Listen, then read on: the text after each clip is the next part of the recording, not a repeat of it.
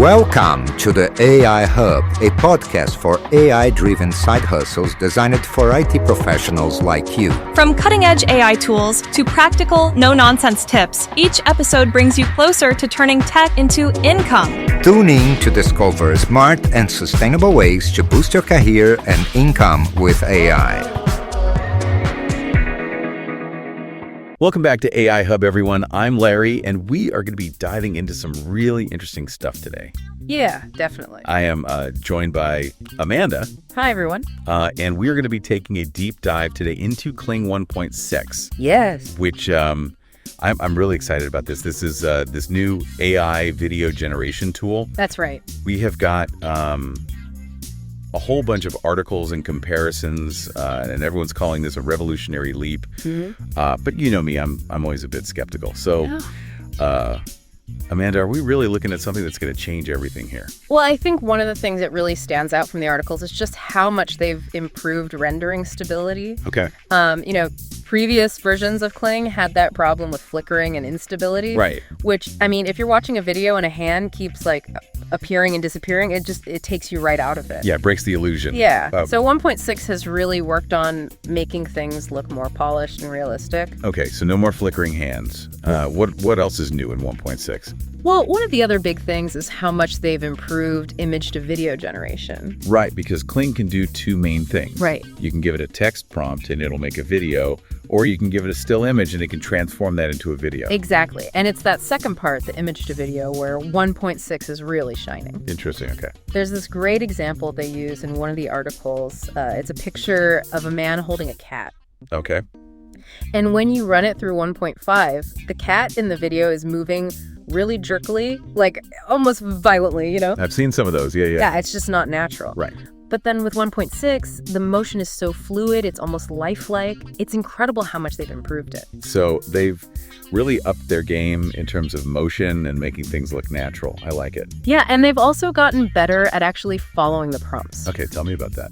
So there's this example where they gave Kling the prompt to create a video of a camera rotating around a Christmas tree. Right. And it has to zoom in on the star on top of the tree. Okay. And 1.5 kind of just went all over the place. Didn't really make sense. Couldn't figure out the star. Yeah. But 1.6, it's not perfect, but it followed the prompt much better.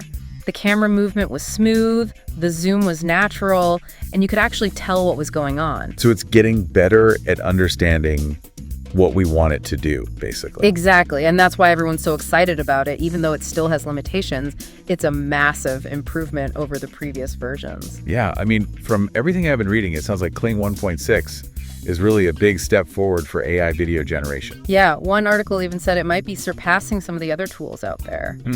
Interesting. Yeah. So what are people saying about what we might be able to do with Kling 1.6? Well, they're talking about using it for everything from creating artwork to building those AI framework videos. Those template videos for developers. Yeah, exactly. They're even talking about using it for lip sync AI. Oh, wow. So the potential is pretty huge. It really is. I think we're just starting to scratch the surface of what we can do with this technology. Yeah, it sounds like Kling 1.6 is really something to keep an eye on. And with that, we're going to take a little pause here. We'll be back in a minute to dig a little deeper into Kling 1.6. Definitely. One thing that really struck me, reading through all this stuff is how much they're talking about making Kling easier to use. Oh, interesting. Yeah, like making it more accessible to people who aren't super techy. Well, that's good because I've always kind of assumed that this kind of software was pretty complicated. Yeah, I mean, it can be, but it seems like Kling AI is really trying to change that. They've redesigned the whole interface, made it more intuitive, Okay. And they've added all these tutorials and support resources. So even if you're not, a programmer or whatever, you can still figure out how to use it. I like that. I think it's really important to make these tools available to more people. Right. I mean, the more people that understand this technology, the better. Exactly. It shouldn't be like this, exclusive club. Yeah, democratizing AI. I like it. Yeah. So it's not just about making it easier to use. It's also about educating people about, what it can do and also, what it can't do. Right. Exactly. Yeah. Because knowledge is power, right? Absolutely. Yeah. So one of the things that I was reading about was how Kling 1.6 could be a big deal for filmmakers. Oh, yeah, absolutely. Especially independent filmmakers, or smaller studios. Right. Because, in the past, if you wanted to create like really high quality visual effects or, complex animations, you needed like a ton of money and you need to hire these specialists. Yeah. But now, with Kling, it seems like those barriers are starting to come down. Right. It's like anybody with a story to tell can suddenly create, really visually impressive stuff. Yeah. And they don't need a Hollywood budget to do it. Exactly. And I think it's really cool because it's not about like replacing human creativity, and more about giving people more tools, to express themselves. Yeah. It's like giving a paintbrush to someone who never, thought they could paint. Exactly. So, it's exciting to think about all the new kinds of stories and perspectives that we might see. Yeah, for sure. But of course, with any new technology, there are always going to be some concerns. Right, of course.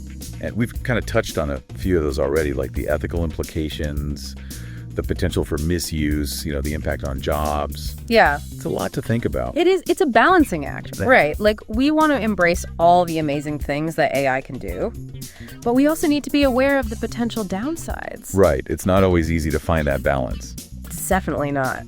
But I think that's why it's so important to keep having these conversations. Right. Keep talking about it, keep debating it, try to find solutions that work for everybody. Exactly. Because, this technology is not slowing down. Oh, no. It's only going to get more and more powerful. So we need to be prepared. For sure. We need to be shaping the future, not just, reacting to it. Yeah. Well said. Now, I know we've been talking a lot about the big picture stuff. Yeah. But I think it's important to bring it back down to earth for a minute and think about what all of this means for the average person. Right. So, Amanda, from your perspective, like, what are the key takeaways here? What should people be paying attention to, even if they're not, AI experts or whatever? Well, I think the main thing is just to be aware of how much AI-generated content is out there already. Oh, yeah. It's not just videos, it's images, it's text, it's, all over the place. Yeah, and it's only going to get more common. Exactly. So I think it's really important to start developing a critical eye. To be able to tell the difference between something that was created by a human and something that was created by AI. Like media literacy, but for AI. Yeah, exactly. And it's not just about spotting fakes, It's also about understanding, the creative potential of these tools. How they can be used to, tell stories in new ways. Or to express ideas in a different way. Even to challenge our perceptions of reality. Yeah, it's like a whole new language is emerging. Yeah, that's a great way to put it. And we all need to learn how to speak it. Or at least understand it. Exactly. But, we can't just focus on the positive stuff. We have to talk about the potential downsides, too. Of course, yeah. I mean, we talked about the ethical concerns, the possibility of misuse, the impact on jobs. Right. These are all real issues, and they're not easy to solve. No, definitely not. But that's why it's so important to keep talking about it, to keep these issues front and center, and to work together to find solutions. I agree. We all have a stake in this, Well, Amanda, I think we've given our listeners a lot to think about today. What a deep dive. It has been. We've covered a lot of ground. Yeah, from the technical details to the big societal implications. Yeah. And, I have a feeling we're only just getting started. Oh, absolutely. This is just the beginning of the AI story. Okay, so we've talked about all the tech stuff and what people are saying we might be able to do with Kling 1.6. But I'm curious, how well does it actually work? You mean, can it actually understand what we want it to create? Exactly. That's the big question, right? Bridging that gap between what we think and what the AI can actually produce. And luckily, the sources actually did some testing on that. Okay, good. So what did they find? Well, for simple stuff like cat chasing a laser pointer or sunset over the ocean, Kling 1.6 did great. No problem. All right, but that's not exactly pushing the limits. What about something more complicated? Well, they tried something pretty interesting. They gave Kling 1.6 a prompt to create a video of a Rube Goldberg machine. Oh, wow. Those things are crazy. So many steps. Right. And the prompt was really detailed, describing each step and how it all led to the final outcome. So how did Kling handle it? Well, it got the overall sequence right, but some of the details were a little off. Like at one point, a ball was supposed to roll down a ramp and hit a domino, but in the video, it kind of just went right through it. Uh-huh. Whoops. Guess it needs to brush up on its physics. Yeah, maybe. But, it's still a huge improvement over what the older versions could do. Like, the fact that it understood the basic concept of a Rube Goldberg machine at all is impressive. Yeah, that's true. It shows that it's getting better at understanding complex instructions and how objects are supposed to interact. Right. And on top of that, it's also getting better at understanding different visual styles. Oh, what do you mean? Like, if you wanted it to create a video that looked like a Wes Anderson film, you could tell it that, and it would actually try to mimic his style. Wow, seriously. So it's not just about creating videos, it's about creating videos with a specific look and feel. Exactly. They tested it with all sorts of styles, like film noir, anime, you name it. It wasn't perfect, but it was pretty close. That's really cool.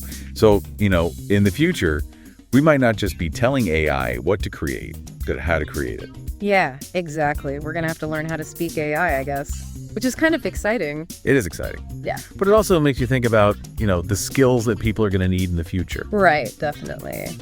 But for now, I think we can just appreciate how far this technology has come. Yeah, absolutely. Well, I think we've covered just about everything there is to cover on Kling 1.6. We've gone pretty deep. We have. And it's been fascinating. I'm sure we'll be talking a lot more about AI video generation in the future. Oh, for sure. This is just the beginning. It is. And that's what makes it so exciting. So to all of our listeners out there, if you're enjoying these deep dives into the world of AI, make sure you hit that subscribe button. We'll be back with more soon. Until then, keep exploring and keep learning. Welcome to the AI Hub, a podcast for AI-driven side hustles designed for IT professionals like you. From cutting-edge AI tools to practical, no-nonsense tips, each episode brings you closer to turning tech into income. Tune in to discover smart and sustainable ways to boost your career and income with AI.